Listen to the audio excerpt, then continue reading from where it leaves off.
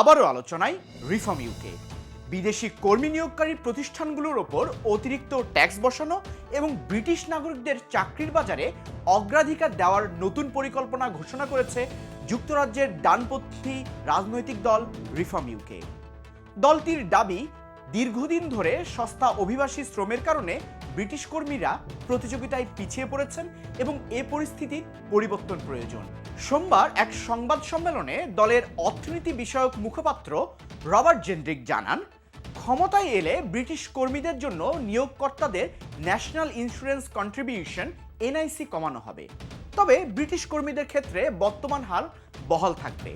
পাশাপাশি চালু করা হবে নতুন এমপ্লয়ার্স মাইগ্রেন্ট লেবার লেভি, যার ফলে বিদেশ থেকে কর্মী নিয়োগের খরচ আরও বাড়বে। প্রস্তাব অনুযায়ী জাতীয় জীবিকা নির্বাহযোগ্য মজুরিতে কর্মরত একজন বিদেশি কর্মীর জন্য বছরে প্রায় ৩৭৫০ পাউন্ড অতিরিক্ত কর আরোপ করা হতে পারে।